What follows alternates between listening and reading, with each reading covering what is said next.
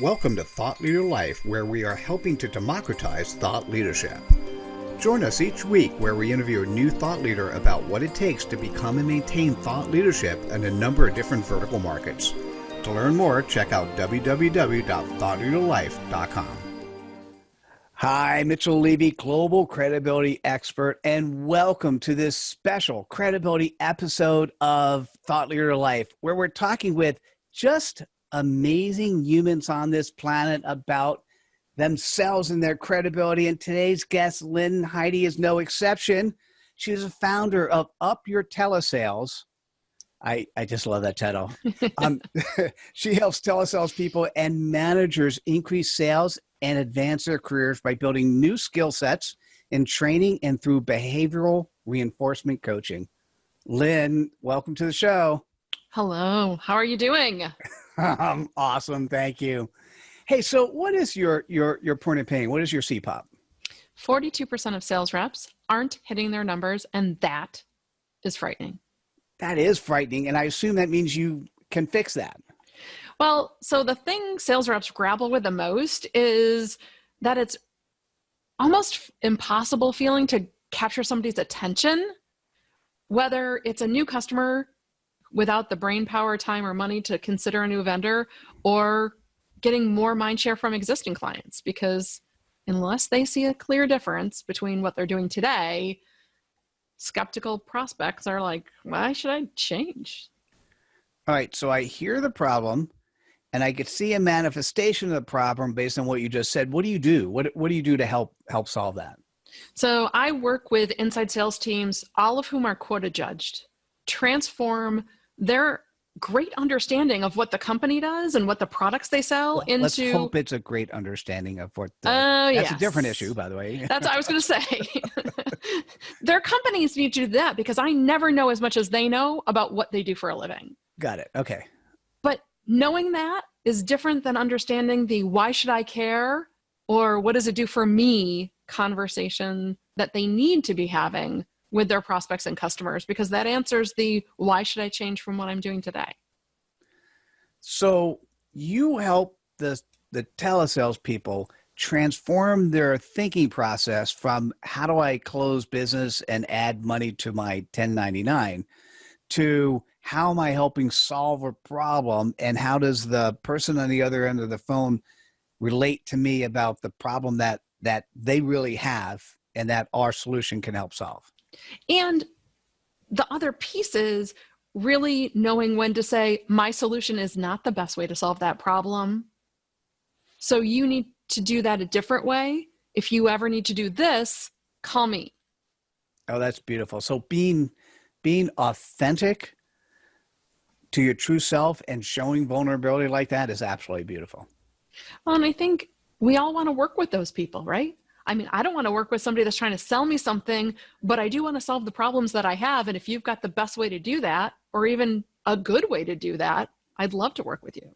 I love it. All right. So what gives you the credibility to do what you do? I would say that I'm a little bit different, but way back in 2005, I realized that inside sales teams were hiring trainers who designed and developed their curriculum for outside salespeople, and then expected their teams to, like I Dream of Jeannie, magically transform those outside sales techniques into how we work inside. And either they don't, or they don't know how. Got it. And so what are some of the other things you've done? Where does that credibility come from? Well, I am an inside salesperson. So I am still, to this day, I'm probably one of the only coaches and trainers who is a card-carrying inside salesperson. I have a goal.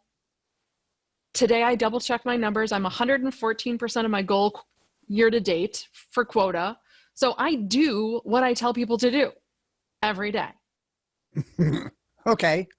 I think you could buy it with that. There are many people who teach and don't practice. So I assume that leans into that next question of how do you demonstrate that credibility? How do you let the world, before people actually talk to you, how are they made aware of you? How do they see that credibility? How do they decide that they want to even have that first conversation with you?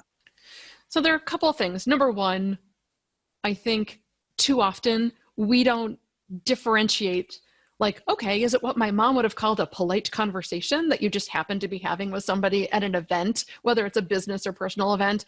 Or is it like, okay, I know that this is a good prospect for me. Like, as the person is coming up to you, however that is, whether it's virtually or in real life, I think we need to tell a story. We need to explain ourselves, not give ourselves a business card title, right? So founder, principal, coach, and trainer sounds great on LinkedIn, but it has nothing to do with being credible, right?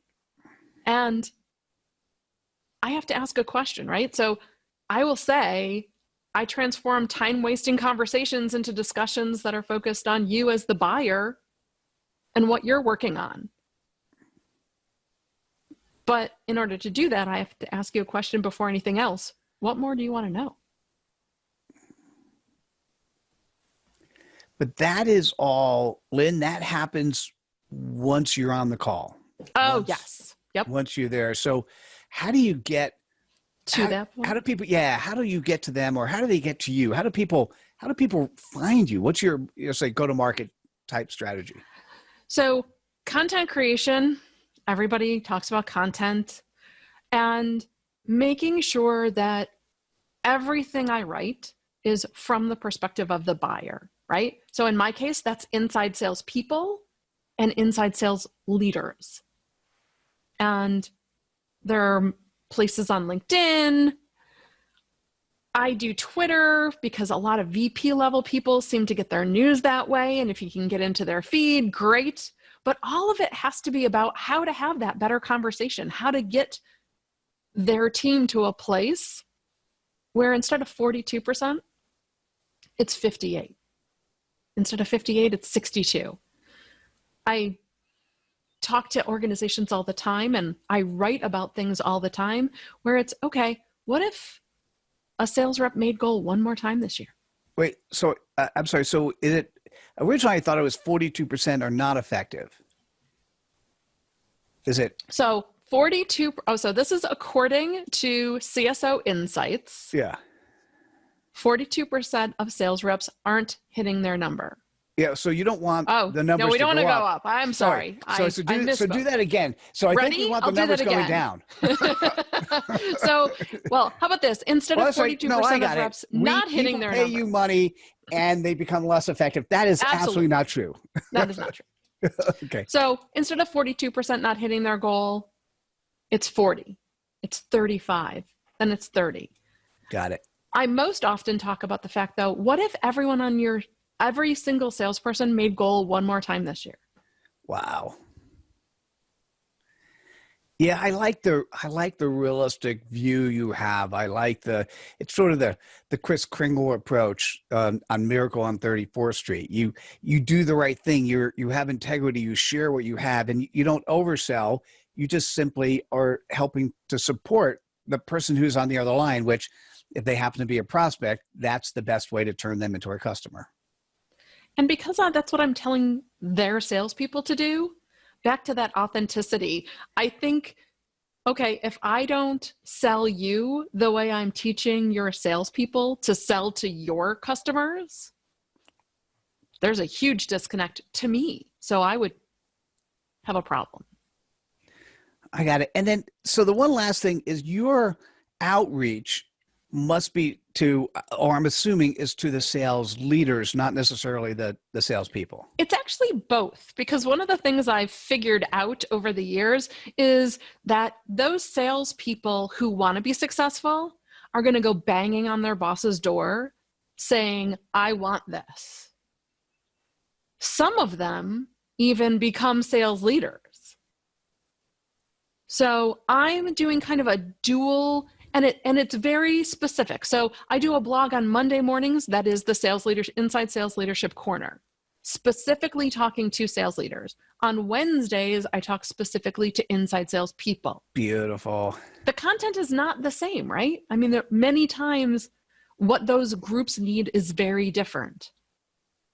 Yep, I like it. All right, so listen, if you are leading a bunch of inside salespeople, or you're one yourself and you want to be more effective than you are today, you want to hit your goals that many more times, you're going to want to reach out to Lynn Hidy. Lynn, how do people reach out to you? So it's easy. Lynn at Up Your Telesales, which is UPYOURTELESALES.com. Send me an email, and I'm going to do a crazy thing. Call me. I'm an inside salesperson. 315-751-0146. That's beautiful. Lynn, thank you, by the way, for sharing. And actually, if you're inside sales, you should be giving your number. So thanks for doing that. Thanks for joining us. And for everyone else, please hit the like button, share, subscribe to our channel. We look forward to seeing you at another episode of Thought Leader Life. Take care, everyone. Bye now. Hope you enjoyed this episode of Thought Leader Life. Please subscribe to us on YouTube and activate us by going to thoughtleaderlife.com/activate. Till next time.